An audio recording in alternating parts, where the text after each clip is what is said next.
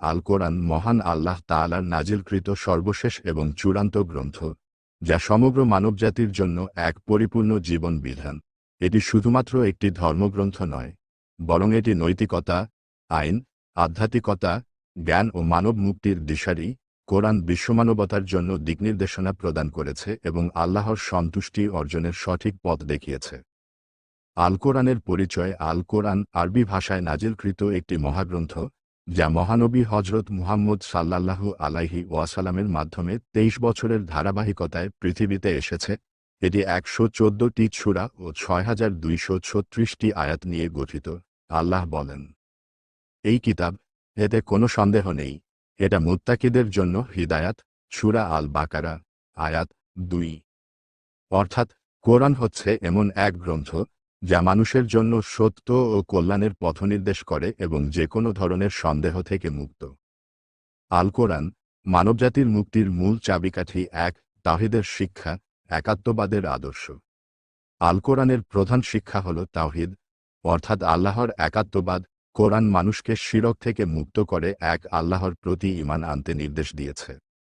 আল্লাহ বলেন, বল, তিনি আল্লাহ, এক আল্লাহ অমুখাপেক্ষী, তিনি কাউকে জন্ম দেননি এবং তাকেও জন্ম দেওয়া হয়নি, এবং তার সমতুল্য কেউ নেই। সূরা ইখলাস। এটি প্রমাণ করে যে প্রকৃত মুক্তি একমাত্র আল্লাহর আনুগত্যের মধ্যেই নিহিত। 2, নৈতিকতার শিক্ষা, উন্নত চরিত্র গঠনের দিকনির্দেশনা। কোরআন মানুষের নৈতিক ও চারিত্রিক উন্নতির জন্য দিকনির্দেশনা দিয়েছে।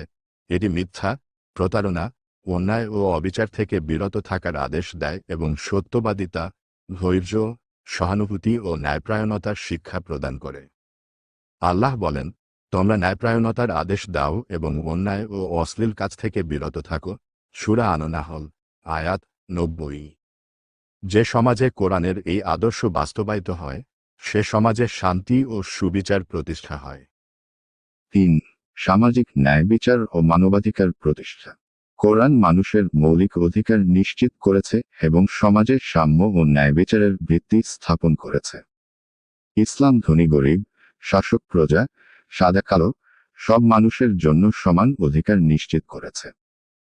আল্লাহ বলেন, নিশ্চয় আমি তোমাদেরকে এক পুরুষ ও এক নারী থেকে সৃষ্টি করেছি এবং তোমাদেরকে বিভিন্ন জাতি ও গোত্রে বিভক্ত করেছি, যেন তোমরা একে অপরকে চেনো। নিশ্চয় আল্লাহর দৃষ্টিতে তোমাদের মধ্যে সর্বশ্রেষ্ঠ সেই, যে সর্বাধিক তাকওয়াবান। সূরা আল হুজুরাত, আয়াত 13।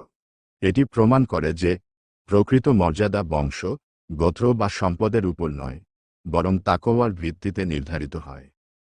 4, অর্থনৈতিক মুক্তি ও সুদমুক্ত সমাজব্যবস্থা। কোরআন সুদকে হারাম ঘোষণা করেছে এবং ন্যায়সঙ্গত বাণিজ্য ও শ্রমের মাধ্যমে হালাল রুজি অর্জনের নির্দেশ দিয়েছে। আল্লাহ বলেন, যারা সুদ খায় তারা ওই ব্যক্তির মতো দাঁড়ায় যাকে শয়তান স্পর্শ করে পাগল করে দিয়েছে। আল্লাহ সুদকে হারাম করেছেন এবং ব্যবসাকে হালাল করেছেন। সূরা আল বাকারা, আয়াত 275। সুদমুক্ত অর্থনীতি একটি ন্যায়সঙ্গত ও দারিদ্র্যমুক্ত সমাজ গঠনে সহায়ক ভূমিকা পালন করে। 5, পারিবারিক ও সামাজিক জীবনের সঠিক দিকনির্দেশনা। কোরআন পরিবার ও সমাজের উন্নতির জন্য দিকনির্দেশনা দিয়েছে। পারিবারিক বন্ধন, বিবাহ, উত্তরাধিকার, নারী ও পুরুষের মর্যাদা সম্পর্কে কোরআনের স্পষ্ট দিকনির্দেশনা রয়েছে। আল্লাহ বলেন, তোমাদের মধ্যে যারা বিবাহহীন তাদের বিবাহ সম্পন্ন করো। সূরা আন-নূর, আয়াত 32।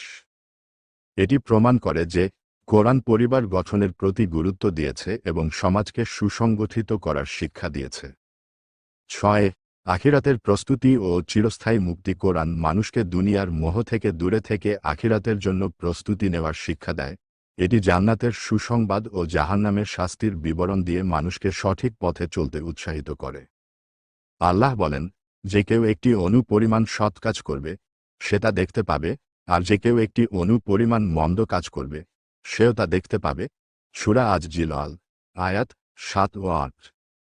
এটি প্রমাণ করে যে মানুষ যদি কোরআনের বিধান অনুযায়ী চলে, তবে সে আখিরাতে সফলতা লাভ করবে।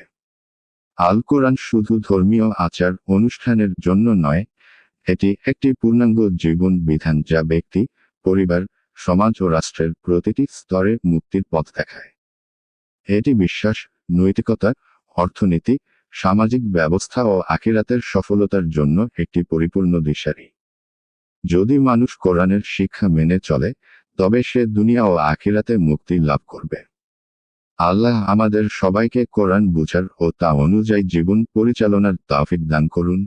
আমিন।